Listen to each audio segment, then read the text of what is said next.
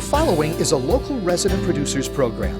The program content is the sole responsibility of the producer and does not necessarily reflect the views or policies of CATV2, Oshkosh Community Access Television, the City of Oshkosh, the Oshkosh Cable Television Advisory Commission, or Time Warner Cable.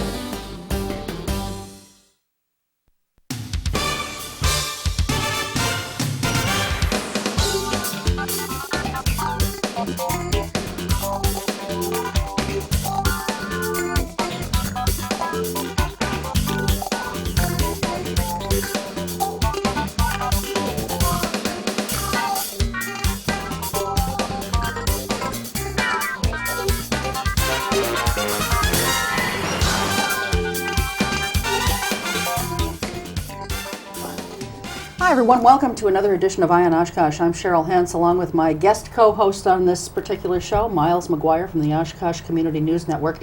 When we're taping this, the evening that we're taping this, Tony is in a play in an unconditioned room, so I'm glad that we're here instead of where he is. But I'm sure he's making us proud with his acting prowess. We're very pleased to welcome Christian Gossett to this edition. Christian is a Republican candidate seeking the position of Winnebago County District Attorney. The primary for that race is coming up on Tuesday, September 12th. The general election is Tuesday, November 7th. He will be facing off in the primary against who we had on last week's show, Michelle Pennywell, and then the winner of that race will go against Joe Mansky, the Democratic candidate, in November. So that being said, Christian, thank you very much for taking time out of a hectic campaign schedule, I'm sure, to be here. Why don't we just start out as we do with any political candidate, with you telling us and the viewers a little bit about who you are and why you're running for, in this case, position of DA. Certainly. As indicated, I'm Christian Gossett. I'm 35 years old. My wife, Helen, is an employee at J.J. Keller. I obviously work at the District Attorney's Office here in Winnebago County. We've been in this area for about 3 years now, and I have a law degree from the University of Wisconsin-Madison. My undergraduate degrees are in psychology, metaphysics, and philosophical theology from St. Olaf College. Okay. And why are you, I mean, you mentioned that you're currently in the District Attorney's Office. You're an assistant DA there. How long have you been there? I've been here in Winnebago County for almost 3 years now. Okay, so about as long as you've been living here. Yeah, I came here, I transferred here from Waukesha County. Okay. In the DA's office there. And so why are you seeking the position of the top dog in the DA's office?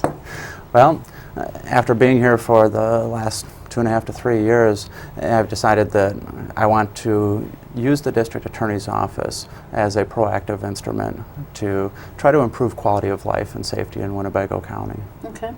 Well, that's a tall order. Yes, it is. That's a tall order, I'll tell you what. It is. And during the course of the next hour, we're going to be talking about ways that you would hope to achieve that. I want to start off with one thing. Now, your Republican opponent, Michelle Pennywell, who we interviewed last week, she is making somewhat of a campaign issue of the fact that she has more experience, she says, than you. Her website says that she has more than 3 times the trial experience that you have and that she's been practicing law longer than you have. How would you respond to those claims? She has been practicing law longer than I have. I didn't go to law school until later in life. I worked in the private sector before going to law school. I've worked in construction, manufacturing, did both corporate training and human resources work. I also went through the police academy, and it was actually when I was in the police academy that I decided that prosecution sounded pretty interesting. The legal section was taught by a prosecutor from the Waukesha County District Attorney's Office, and what he had to say seemed very interesting to me, so I asked him if I could come up and see what they do. So I took a day and followed prosecutors around and ended up taking the law school admission test the day after I graduated from the police academy. So she does have more experience as an attorney. She's been an attorney, I think, about 2 years longer than I have been. As far as criminal prosecution, we've basically been criminal prosecutors for an identical amount of time. She started in criminal prosecution 1 month before I did, I think she worked in other areas of law for the first couple of years, but I'm not sure what she was doing. So we both bring to the table essentially the same amount of criminal prosecutorial experience, and then our backgrounds diversify from there. Okay. I've had experience with law enforcement, also experience in the private sector. Sure. I believe both of her jobs before that were also with government entities. Okay. And I think coming to the table with that private business experience is invaluable in this race. All right. Do you know offhand how many actual trials you've had as an assistant district attorney, and of those, how many you've won? And when I say won, I'm not talking about plea bargains. Right. I'm talking about actual trials where it's been seen through to conviction. Right. I would actually have to try to figure out a way to count. See, I've never counted. I go to trial whenever the case doesn't resolve. And if I had to guess, I'd say somewhere between 20 and 40, but I have no idea where in there. When I was in Waukesha County, part of the reason that it's difficult for me to figure out, we had a different style of management, and we basically interchanged files with people, so there's not even a way to go on CCAP and count the number of jury trials I've had. I have had a significant number of jury trials, and I have lost 2. Okay, all right. And I actually I do remember the ones I lose. I think most people would. And I actually said seeing it through to conviction. Certainly we want to see convictions, I think, of Correct. people that you're prosecuting, but what I meant to say is resolution. But that does bring up another point, because Ms. Pennywell said that she doesn't necessarily count the wins. She just wants to see it resolved. And I guess I feel a little differently than that, and I'd like to know how you feel about that. I think when a prosecutor takes a case to trial, if they think that they have enough evidence to prosecute someone, they should be hoping for a conviction. Correct. That's how you keep the bad guys off the street. I mean, do you feel that the win is important? Well, it depends on the type of case that it is. Prosecution isn't about winning and losing. Obviously, we don't want criminals on the street. We don't want people who are dangerous to the community on the street. But don't forget that criminal prosecution covers a lot of different areas. And what I've always looked at is a goal-oriented approach to prosecution. If there's a problem in the community, how do we solve the problem? I'm sitting here thinking through the jury trial question, and lots of things go into whether or not a case goes to jury trial. Prosecutors, I think by and large, are always prepared to try a case. We'll try whatever case we can't resolve. And I think that's across the board. I've been involved in prosecution 4 different homicide cases. 3 of them pled. Why do they plead? Well, they plead because the case is solid. When the defense attorney meets with a client, they have to explain the reality of the situation to the person. And when there's no question about it, the likelihood of going to trial is slim. And in fact, the one homicide jury trial that I did have that went, the jury came back with a guilty verdict at the end of a 3-day trial in less than an hour. And so that was somebody who was willing to roll the dice. Okay. Let's turn our attention a little bit to the DA's office itself. Sure. And I guess both you and Ms. Pennywell would agree that there's some degree of change that needs to occur there. Tell us how much change you think needs to be made, and what kinds of changes. Well, whether or not change needs to be made is an individual opinion. I guess let me start with that. Okay. Certainly I'm in this because I believe we should make change. I believe we should change the style of management. I believe we should change what we're doing overall with law enforcement in Winnebago County. I believe that the district attorney's office should be the central piece in solving problems that the community faces. So what I want to do with the office is I want to reach out to law enforcement, reach out to the courts, reach out to the citizens, the social groups, the service groups, get everybody on board with identifying what are the specific problems that we have in Winnebago County, not just county-wide, but what are the problems in Amarillo? what assistance can the district attorney's office give to AMRO to address problems that they have in their area? Winnebago County, Menasha, Oshkosh. Each one of our municipalities has different problems. And right now it seems to me that the district attorney's office is basically a reactive organization. The police are out on the front line. They're, depending on the municipality, may or may not be much communication with the citizens, with the general public, but they're taking these incidents, they're taking the reports, they're sending them to the DA's office, and we react to it. What I want to do is I want to use the district attorney's office to actually go out to all of these groups and work with them. The problems in the city of Oshkosh are not the same as the problems in AMRO. So unless we're out talking to and listening to the different parts of our community, we're not going to know. And our entire approach is about being proactive, being goal-oriented, so that we get out there, we identify what the problems are, work with the respective groups to identify solutions, and then everybody moves in unison. It's got to be a collaborative effort. Safety is a concern for everybody. Would that entail any kind of operational changes then within the office? Certainly. As district attorney, the community is going to see a lot more of me. I will be out at the town meetings.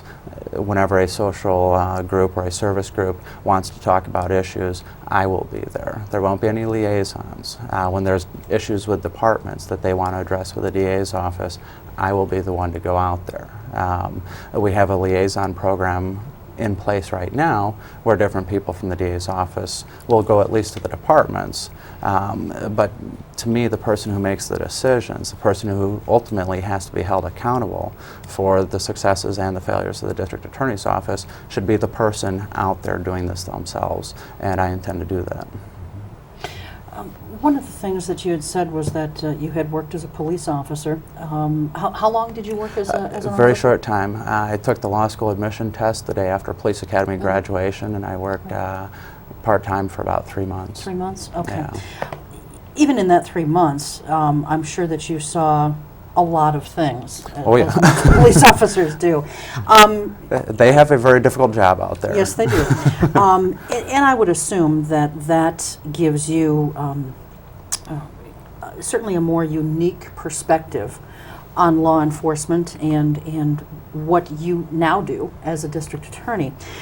Can you maybe give us an example or two of how that knowledge and experience has helped you as an assistant DA? Certainly. As a police officer, you're the front line.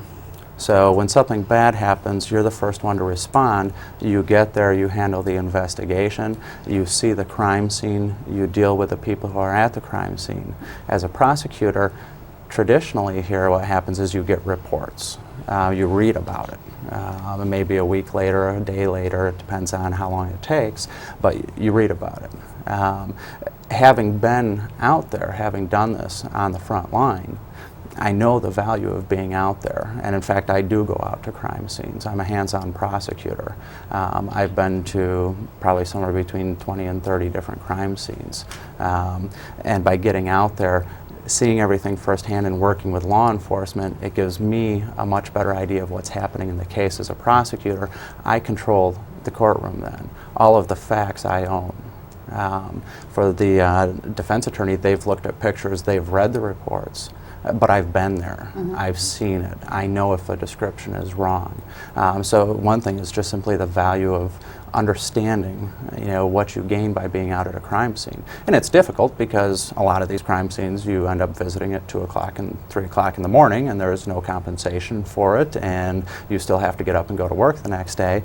But some of the other things is, when we have resisting arrest, reading about a resisting arrest is one thing, and we see quite a few of those. Actually knowing what it's like to be out there in the middle of the night, backup may be a little ways away, and having somebody get disruptive and aggressive with you is very scary. And you have to deal with the situation. That's what police officers do. But I don't think that the rest of us sitting back, if we've never been there, really understand what's happening. The primary goal in that situation for the officer at the scene is to make sure they go home at the end of the shift. And so I look at those cases differently. I'm sure that I do. Well, and that kind of brings me to a follow-up question, if I could. I think that some police officers in Oshkosh as well as in Neenah, and I'm sure elsewhere, some have expressed some frustration with current DA Bill Lennon about his lack of prosecuting certain cases. And I'm sure that he would say that he didn't have enough proof. He had proof problems to take it to trial or to prosecute. Do you think that that experience that you've been talking about will, A, drive up the prosecution rate in Winnebago County if you're elected, and will it lend itself to your assisting the officers with their investigations? I think that it will. In fact, I've done a lot of training with law enforcement here in Winnebago County on my own time. When I first got up here, I went to several departments and said, hey, look, when I was a police officer, what I didn't like is that prosecutors never told us what they wanted. They just send us these no-pros letters. So I'm here to tell you what we want. This is what we want in these types of cases. It helped out tremendously with the areas that we were talking about. But then also from a prosecution standpoint, I don't give up on my cases. If I get a criminal referral and we don't quite have enough, I don't send a no-pros letter. In fact, I have either the lowest or the second lowest non-pros rate in the district attorney's office, which means that I issue more of the referrals that come to me. And part of that is because if there's something missing, I get on the phone, get a hold of the officer. Every police officer in this county has access to my home phone number, my cell phone number, my pager number, and I make myself available all the time. And so I don't give up. I say, here's where I think we have some problems. Let's take this approach. Let's try this. Let's see if we can get this information. By sticking with the case remains important, and we can still see it through to the end. Okay, go ahead. Again, this is sort of a management or administrative question in terms of the staffing within the DA's office. Do you envision maintaining sort of the same way cases are assigned to assistant DAs? Or no, actually that's one of the central pieces of our platform. Winnebago County is the 7th largest county in Wisconsin, and a lot of the way we do things in the DA's office, we're still kind of practicing like a small town solo practitioner type firm. The reality is we're one of the largest firms in Winnebago County. What I want to do is implement a system of specialization. It works in many of the larger counties. It's a proven way of doing things, and I think it will make a tremendous impact on how we do business and how successful we are at it. Can you give us some specifics how that would work? Sure. Right now we have a huge influx of cocaine, both crack cocaine and powder cocaine. Drug dealers are bringing it up from Milwaukee, Chicago. We've also got methamphetamine coming into our county. If anybody is really, really bored, take a look at Chapter 961 and go through the drug statute. It's phenomenally involved. We don't have a prosecutor who specializes in prosecuting drug cases. Under the system that I intend to implement, we will. That prosecutor will work with all the departments, but primarily the MEG unit. They'll get out, they'll work with them on their search warrants. They'll handle all of those felony prosecutions. When you start doing that, you become an expert. With 10 attorneys in the office, there's no reason that when we go into court representing the community and victims of crime, that they shouldn't have the best representation possible. And when we specialize the attorneys, we turn them into experts. Once we've turned them into experts, they'll have a better understanding of the case law, the statutes, any relevant experts, because they'll work with them over and over again. And I think we're going to see a better quality product because of it. Well, on that same topic, when you have specialization, for example, you can go to a doctor and maybe get an $80 bill, but you Right. go to a specialist, be it an orthopedist or whoever, Right. you're going to get a bill that's a lot more. So specialization, and the same with vehicles, Right. If you go to just a regular mechanic, it may be one thing, but you go to a specialist, it's going to be a lot more. Right. Specialization, I think, in most cases, does have a tendency to drive costs higher for people. And then, of course, in a situation like this, you've also got, the things that you have to worry about if someone's on vacation or they decide to leave the office for whatever reason. Then you have to get someone else up to speed. Sure. How would you make it so that you've got the specialization, but it's still cost-effective and efficient? Well, first and foremost, it will save money. Unlike the doctors, or the scenario with doctors, this is going to save money for the taxpayers. Because of the way the system works in the DA's office right now, we have what's called a rotation system.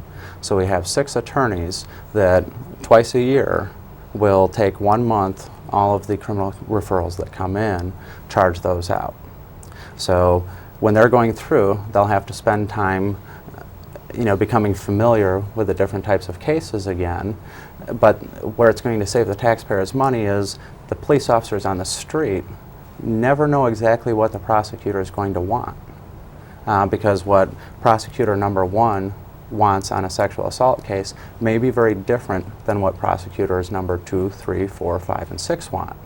So they end up spending a lot of time, and I think that's one of the things that's frustrating for them is they keep getting 6 or more different opinions from the DA's office, and what was good enough in January isn't good enough in April. So by speaking with one voice to law enforcement consistently, they will become more familiar with what they're doing. That will make their jobs easier. It will require less follow-up on their part.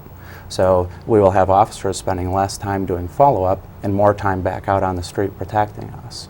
With the district attorney's office, we will spend less time spending money on experts to prep with them when our attorneys are already familiar with the expert. So it will actually save money. Okay. With the second part of your question, what happens when somebody leaves? Attorneys who are prosecutors already understand how to go into court and handle a criminal case. Just because somebody specialized, say, in drugs, doesn't mean that they wouldn't be able to do a sexual assault case. They would. I'm just simply talking about streamlining in the most effective way. All right. Tell us about your opinion of the sort of the current workload and the staffing that's available for it. Are we where we should be? Do we need more people? Can we cut back a little bit? We're running pretty tight right now. The county has been reducing budgets or limiting increases in budgets, as well as the state. District attorney's offices are funded by 2 different parties. The county pays for all of the staff positions, as well as the facilities and the equipment. The state pays for primarily the attorneys, and then some little things like the computers. District attorney's offices overall have had both of those budget cuts, so every time that happens, instead of getting a 5% cut from each, we see a 10% cut. 3 years ago, we lost 15 prosecutorial positions statewide, and through the expiration of grants, we've lost even more. So we've been creating a bottleneck at prosecution. We have the police officers on the street. They're doing their jobs phenomenally well, and we're seeing this huge influx of cases, or of caseload in the DA's offices, though, because everybody's down attorneys. In fact, we lost a half-time position here in Winnebago County. But you can still fix this. Winnebago County, as I indicated, is approximately 160,000 people. We have 10 prosecutors. By comparison, Waukesha County has 397,000 people and 15 prosecutors. And they share a border with Milwaukee, so they have problems that we still don't have to deal with here in Winnebago County. But one of the things that we do is we have several cases that will be referred in. It'll be one situation, one arrest, and I can give a brief scenario just to help clarify it a little bit. Hypothetically, if you have husband and wife at home, let's say they're drinking alcohol, they get into a verbal argument, and then one of them hits the other one. And the spouse calls the police, says, my spouse just struck me. That first spouse that did the striking leaves, gets in a car, drives away. They say, hey, they're driving this type of vehicle. Police stop the vehicle. arrest the person for OWI, arrest the person for the domestic battery, and search the vehicle, incident to arrest, and they find a baggie of marijuana. Right now, that's 3 different criminal cases in the district attorney's office. So it'll be put in 3 different files, given to 3 different prosecutors, and go into 1, 2, or 3 different courts. Typically, you'll have 1 defense attorney that will be hired to cover all 3 of those cases. They'll file the motions to consolidate, bring them all back together, and negotiate with 3 prosecutors to try to find a resolution for the 1 incident. If we start treating these as 1 incident, we start consolidating our caseload, then we have 1 case. All of a sudden it starts to become more manageable. And that's not every case, so it's not that we would be able to reduce the number of criminal cases by 2/3. That won't happen. But by streamlining processes like that, we can make a big difference. That seems pretty common sense. That's a It very is. common sense approach, it sounds like to me. Why do you suppose that has not been done thus far? Well, I don't know how long it's been happening the way that it has in Winnebago County. I think it certainly predates Mr. Lennon. I don't know if it predates Mr. Paulus. But there's been 2 different theories on prosecution from a budget standpoint. One is the state reviews the numbers, and what they do is they look at how many cases you file to determine how many prosecutors you need. So the way to get more prosecutors is to file more criminal cases. And so if your belief is that you need to get more prosecutors, more prosecutorial positions, then you file more criminal cases, even though you could file them together. The money's dried up. I mean, we're in a budget crisis everywhere constantly.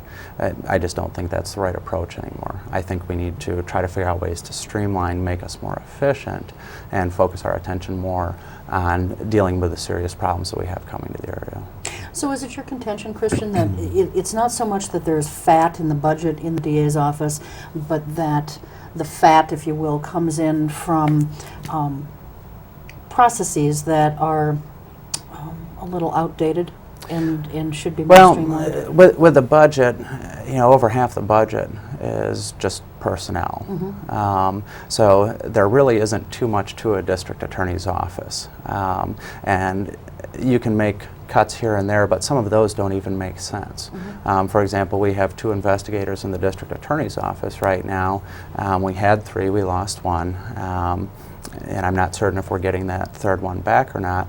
But certainly you could take a big chunk of the budget and eliminate those 2 investigator positions because we have all of these police departments.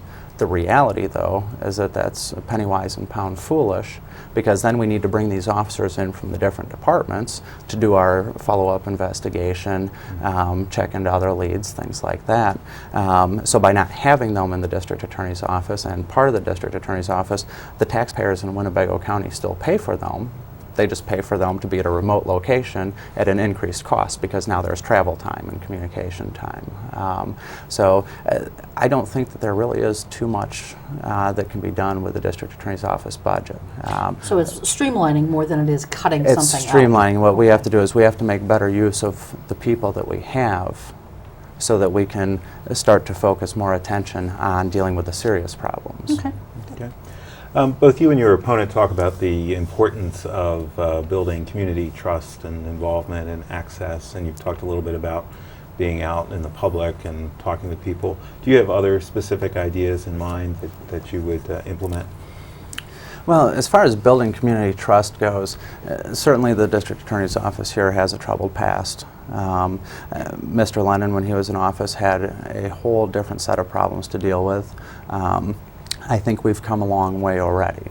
I think that he's done a very good job of calming the waters and settling down, or I guess improving the image of the district attorney's office.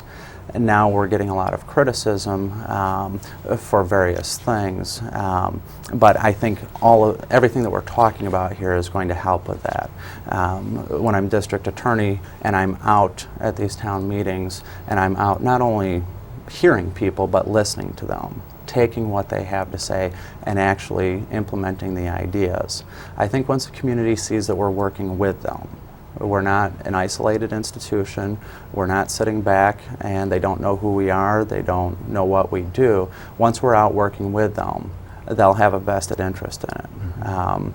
And so I think that by implementing all of these things, when we start to make a dent in the influx of drugs, when we start pushing the drug dealers back again, we're going to start to build some trust. It's just going to be a long process. Okay. One of the things that, in terms of sort of community perceptions, one of the things you hear about the DA's office is that there's too much politics in the office. Yeah. What does that phrase mean to you, and what would you do about it? Well, I'm hoping to keep politics as far removed from the district attorney's office as possible. The district attorney is an elected position, so the district attorney will always have to deal with political issues. I've done everything I can during this race to keep politics away from the district attorney's office. I've never asked anybody in the DA's office for support. I have just shied away from it. I think it's a bad practice. I don't want to do it. I don't want to drag those people in. We're talking about who's going to be their future boss. And so I've never asked any of them. I keep my campaign activities out of the DA's office. I don't even show up at the office with a campaign button or magnetic signs on my car. I won't do it. So the first thing is to insulate the 23 other employees in the district attorney's office as much as possible from feeling pressure about political races. The next thing is to get everybody focused on the task at hand. What I'm talking about with the specialization and some of these ideas that we have for the district attorney's office, and I guess I don't want to call them ideas, we have a specific plan of implementing specialization, identifying goals, and achieving them. When we do that, people aren't going to have the time to focus on these other ancillary issues. I want people in that office who are focused on the task at hand. I want people who are going to dedicate themselves 110% to Winnebago County, residents and law enforcement. I think leadership by example is tremendous. It's the best way to lead. It's really the only way to lead. And I think if I'm there, I'm working ungodly hours, which I tend to do anyway, I think that rubs off on people. And I think we can make it happen. One of the other things about specialization is that you'll increase accountability for each prosecutor. If one prosecutor is responsible for a particular area, if we're not getting the job done in that area, we know who to go talk to. It's not a system of, well, I know I recommended probation for the cocaine dealer, but that's because everybody else is recommending. Oh no, we're not doing that anymore. Now it's yours. Let's get into the courts. Let's be consistent with our recommendations. Let's hit the drug dealers hard. Let's make it uncomfortable to do business of that sort in Winnebago County. So they will have more of a vested interest in their particular area because they'll be more accountable to it. Okay.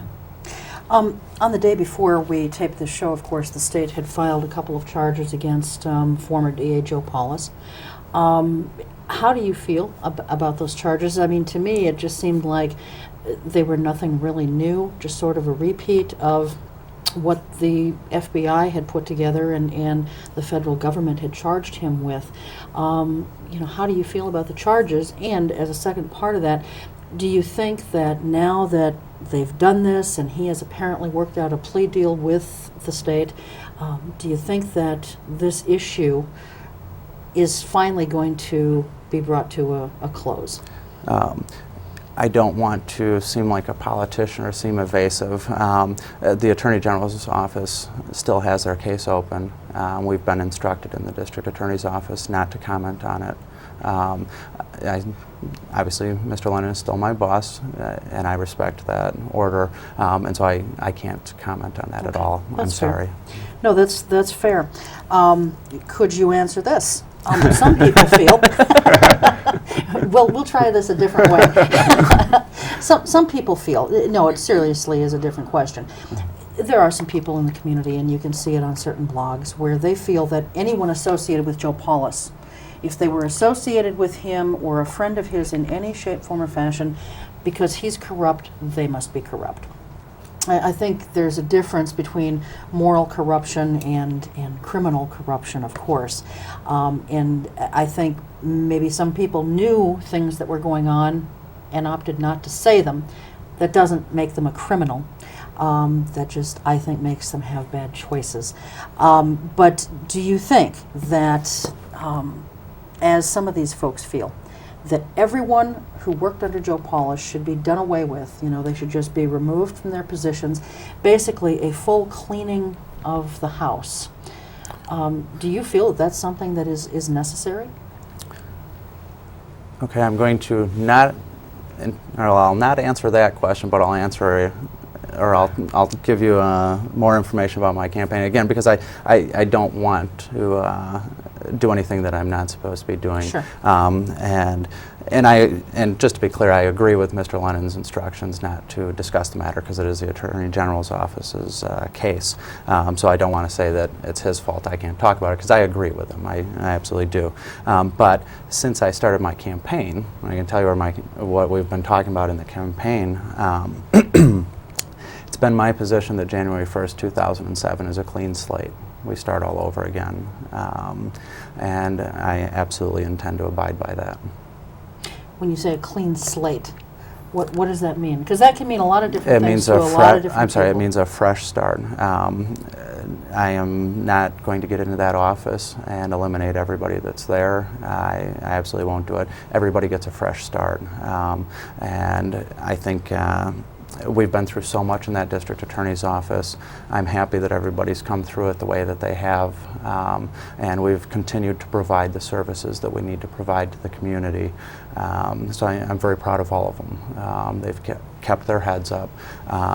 But January 1st, 2007, that's the official start date for my administration and for the new district attorney's office. Okay. And have you given any thought to, if elected, who would be your deputy DA? Because that is a choice that you would make. That is a choice that I would make, and I have given thought to it. I have resisted temptations to identify the person, again, because politics. I don't want that to enter into anybody's. In fact, the person I have in mind does not know I have them in mind. Okay. I haven't even told them. Okay. Right.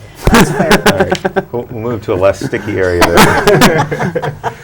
As you know, there has been an idea floated for a municipal court for the city of Oshkosh. Yeah.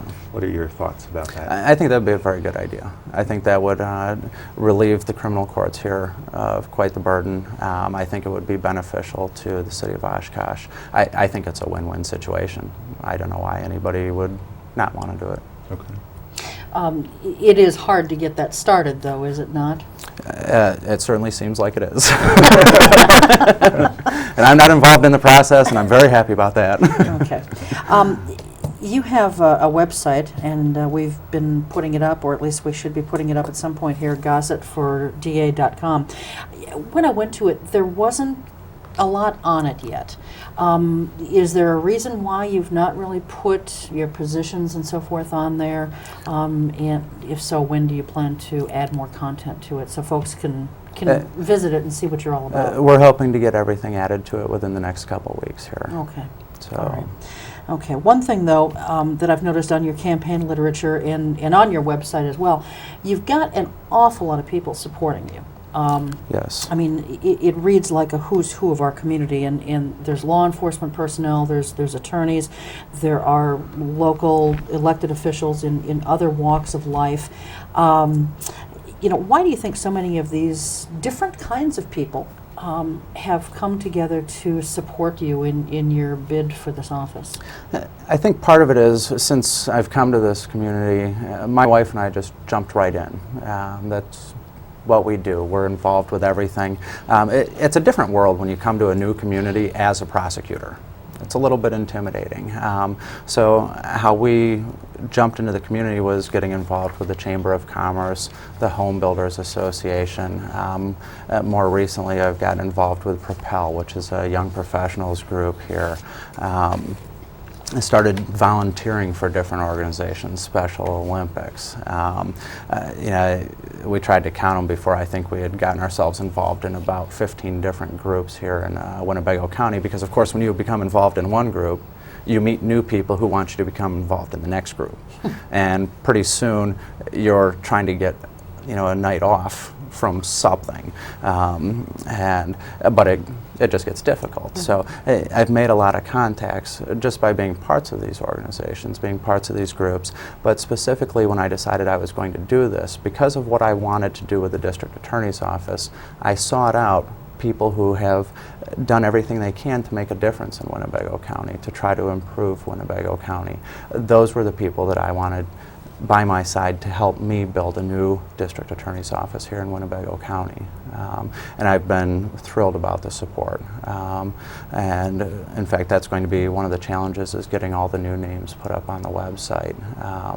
And we have several more community leaders that I'm thrilled to have on board with us. A few more police officers and several more attorneys. I think we currently have over 120 members of law enforcement, over 40 local attorneys, and I think somewhere between 60 and 80 members of our community and community leaders. Okay. So. Let's talk about some of the things that are on your website, and those things are some of the goals and so forth. You know, clearly identified goals for law enforcement and prosecution is one of the things that you want to strive for. Can you tell us what some of those goals would be? Sure. As we've already talked about drugs, we have to get crack cocaine, powder cocaine, and methamphetamine under control. Methamphetamine, I don't want to scare anybody, isn't out of control. The fact that it's come here now is scary, because when methamphetamine grabs a foothold, you can't get rid of it. It's just a horrible drug. So the first one is to get the drug problems under control. Those drug problems lead to other problems, such as residential burglaries. Obviously, we've got a larger aging population here in Winnebago County. Residential burglaries are devastating to anybody, and particularly the elderly. So if we start to get the drug problem under control, we'll see a decline in the number of residential burglaries. Impaired driving is still a problem. It continues to be. Eventually, and it might take a little bit longer to do this, I would like to see saturation patrols set up, in particular to try to find impaired drivers. In the state of Wisconsin, you're not allowed to do the roadblocks where you stop everybody and check them, but you can do a saturation patrol and accomplish essentially the same thing just by simply having all those officers out there. There's budgetary constraints. You know, you have to find funding for it, and that's part of where I'm hoping the community can help, because there are groups out there that are interested in keeping people safe on the highways. But once we identify what the particular goal is, then we have to meet with the respective groups and come up with a game plan to address it. I think an example of one that I already have in place, it's pretty simple. Operating after revocation is criminal, of course, up to 1 year jail, and it's not a problem that's really seen as a horrible problem. It happens all the time. There's probably thousands of those cases filed each year, but there's a lot of problems for the community. If you're hit by somebody with a revoked driver's license while you're in your car, then you were just hit by somebody who doesn't have insurance. So the rest of us end up paying for that through increased insurance premiums. And we also see, when we look back at like traffic fatalities, most of those people had revoked driver's licenses. It's a common misperception that you get a revoked driver's license by not paying a fine or a forfeiture, which isn't true. You only get a revoked driver's license through some act of bad driving. So we know they're bad drivers. But what we've been doing historically is we'll stop them, we'll write them a citation that has a court date, you know, a month and a half out. We'll release them. They'll probably walk away for a little bit, jump back in their car and drive away again. So what we're doing now is, it's a pilot program we're running through the Sheriff's Department. When we stop them and find them, we're arresting them. It's a misdemeanor crime, just like any other misdemeanor crime. We're transporting them, we're booking them, and then we're releasing them with their court date. But we've separated them from their car, we've inconvenienced them, and they may even have had their car towed. So, and also, I guess as a side issue, once they're arrested, we search the vehicles, and we've also recovered a lot of drugs, because oftentimes these people, not oftentimes, but oftentimes drug dealers have revoked driver's licenses. I don't want that to sound like oftentimes revoked drivers are drug dealers. So let me be clear about that. Just so that we don't give anybody a label that they don't deserve. So we've also gotten some benefits there. But then when we get them into court, what we've been doing is we will give them 4 to 5 months to get a driver's license. And if they get a driver's license and they don't pick up any new violations, we're keeping them from going to jail.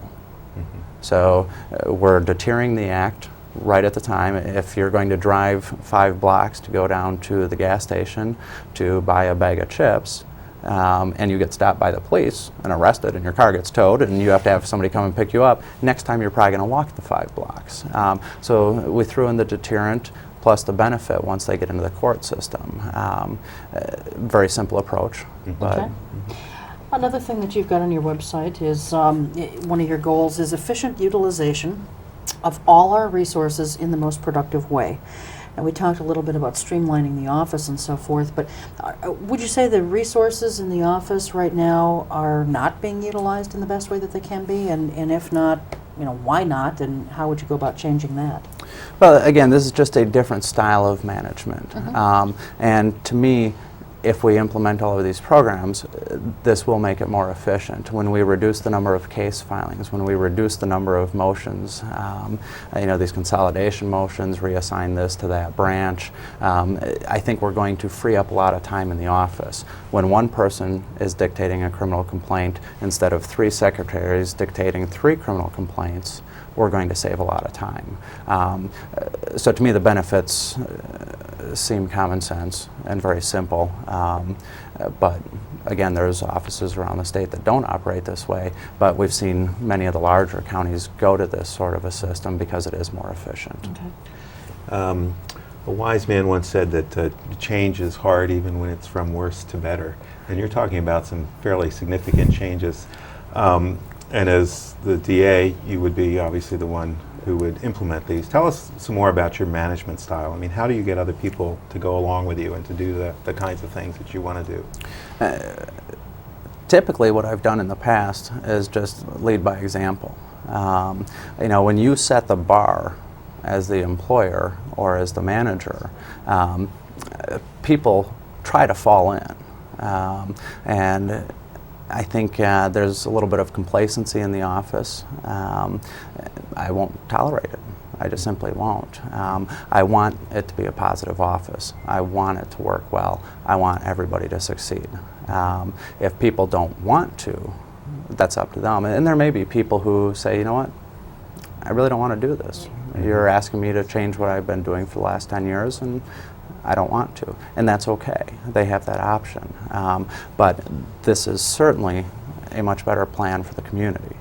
And the community is who pays for us. And we're here to do what we can to improve quality of life for the community. I think we owe the community we have the obligation to the community to do this. We have to find better ways of doing things. We have to start taking back some of the ground that the criminal element has started to gain on us. Okay.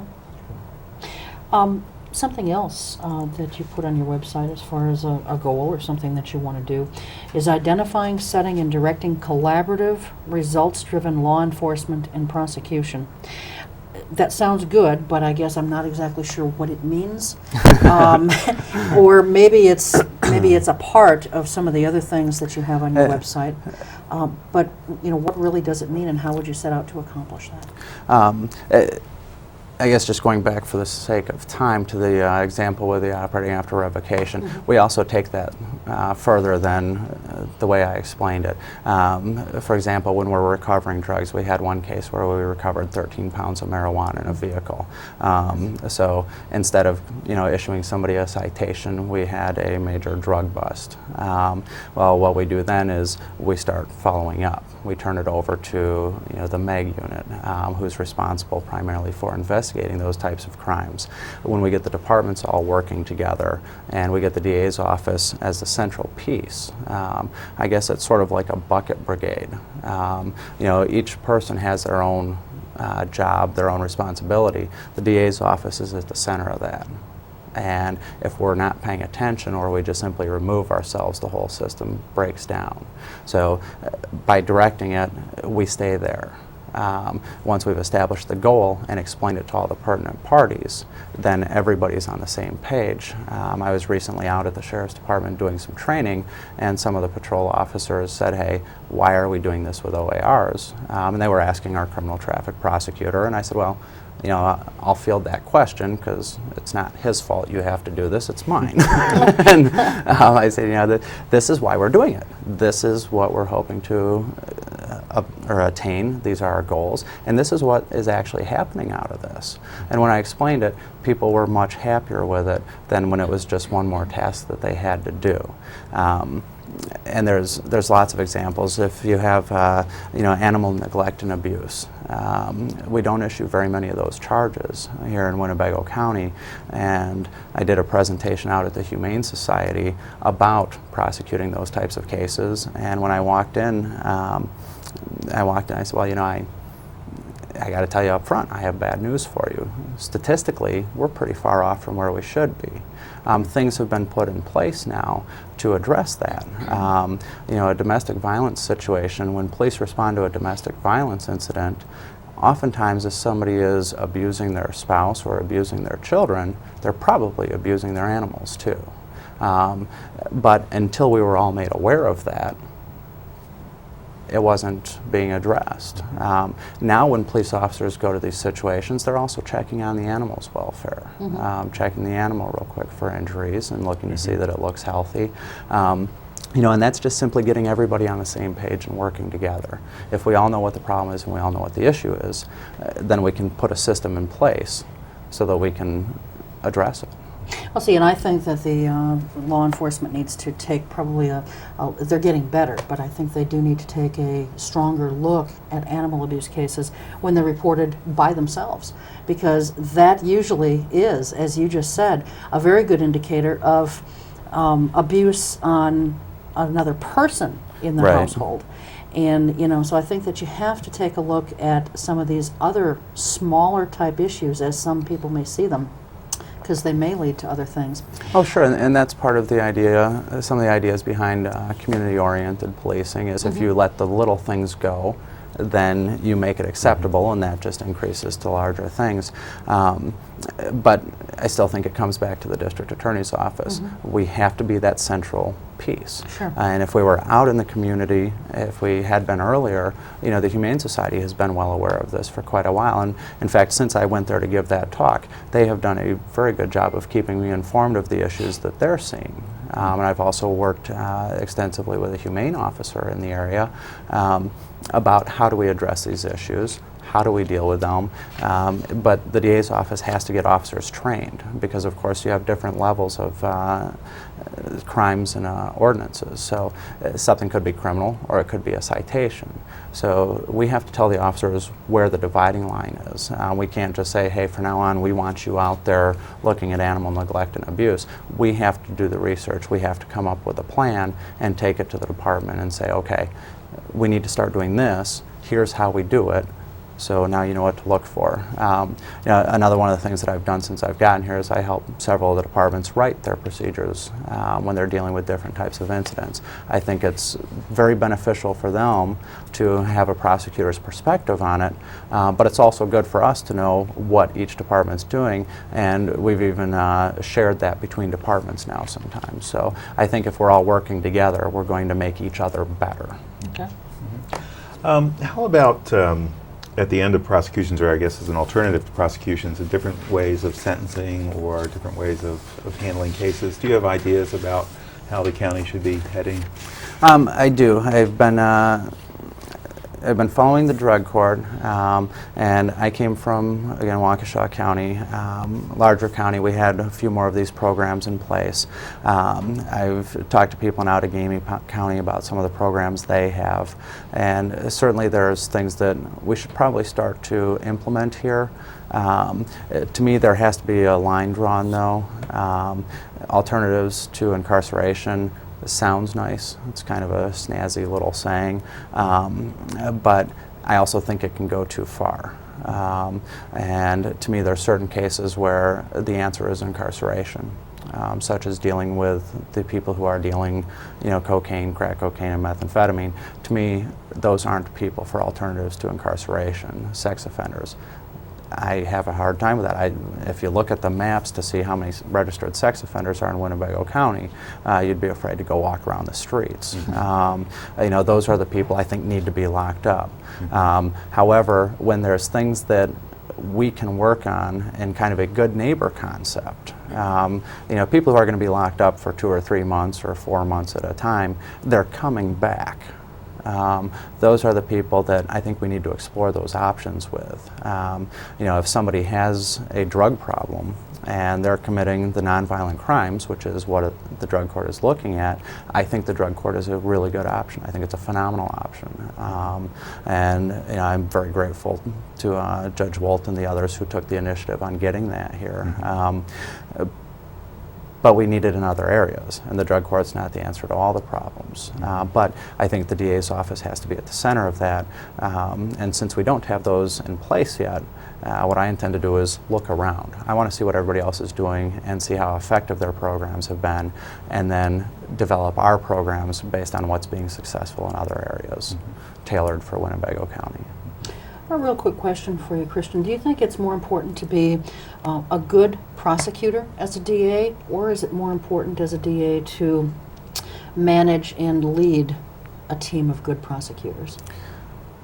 I think both are important. I think if I had to pick one, I'd say the leadership ability is the more important. With 10 attorneys, each attorney in theory would be handling 1/10 of the caseload, so 9/10 would go to other people anyway. I think the ability to organize, direct, and get everybody moving in the same direction is far more important. But I also think it's important for the district attorney to be in court, to be familiar with what's happening, because we also have issues that we need to address with what's happening in court. There's just procedural errors that we can improve on. But if the district attorney isn't in court, they won't know. So to me, there's got to be a balance. And I assure you, you'll still see me in court. Okay, well, that's good. And speaking of courts, how do you feel our courthouse security is? Is it just right, too weak, or do we need to have something a little stronger maybe? That's always a hard one, because when we look around, we see cases where we think, okay, there might be a problem, and anytime we've requested increased security, we've gotten it. If that means bringing in a metal detector for the door to the courtroom, undercover police officers, fully uniformed officers, we've always gotten what we've asked for in that respect. But it's hard to predict. Obviously, we have access to the courthouse, I believe 6 different entrances. They're not monitored. So I think it's something that could use improvement, but we still have to go back to the budget, and has it created a problem yet? So there's got to be a cost-benefit analysis. We're almost out of time. Why don't you look into camera 3 there, Christian, and take about 30 seconds, tell folks why they should vote for you on Tuesday, September 12th. I'm asking people to elect myself, Christian Gossett, as district attorney in the September 12th primary. It's time we moved law enforcement forward, became goal-oriented, proactive, efficient, and accountable in the district attorney's office. It's what we need for the present, and it's what we need for the future. So I certainly appreciate your support. I appreciate you listening to my ideas. Thank you. All right, very good, and thank you very much for being here. Good Thank luck you, I on, appreciate it. on the 12th of September. Thank you. And in case you're unfamiliar with where to vote, please do go to the polls, first of all, and vote. And if you don't know where to vote, contact your local city clerk, town clerk, or the county clerk can help you as well. Thank you very much, Miles. I appreciate your being here for the last 2 shows. Sure. And I'm not sure, we may be asking you again. Tony is unsure about his schedule for the early part of... Another theatrical role, huh? Well, I don't know about that, but he's a little uncertain at this point as far as his schedule for August, so I might be giving you a call. Anyway, thanks again to both of you, and thanks, as always, to you. We'll see you next time. Until then, take good care and keep your eye on us. We've got our eye on Oshkosh.